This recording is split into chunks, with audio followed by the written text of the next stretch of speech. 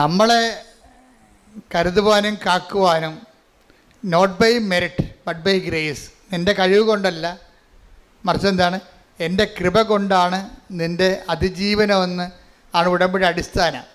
അതുകൊണ്ട് തന്നെ വൈഫും ഹസ്ബൻഡും വളരെ സീരിയസ് ആയിട്ട് തന്നെയാണ് ഉടമ്പടി ജീവിതം മറന്നിട്ടില്ല. അവർക്ക് നല്ല ബോധമുണ്ട് അവർ ഉടമ്പടിയിലാണെന്ന്. അതുകൊണ്ട് ദിവസവും ജോജി പറയണേ, ഞാൻ പണ്ടൊക്കെ ഇങ്ങനെ പള്ളിയിൽ പോകുമെങ്കിൽ ഇന്ന് പോണ പോലെ പോകത്തില്ലായിരുന്നു.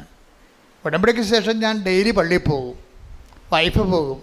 ഒരു ദിവസം വൈഫും 2 കുഞ്ഞുങ്ങളുമാണ് പോകാനൊത്തത്.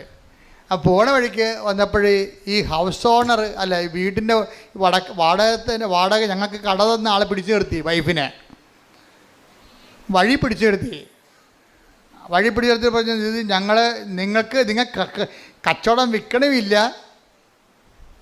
ഞങ്ങൾക്ക് വേറെ കൊടുക്കാനത് പറ്റണമില്ല, സമാധാനം പറഞ്ഞിട്ട് പോയാൽ മതിയെന്ന് അവർ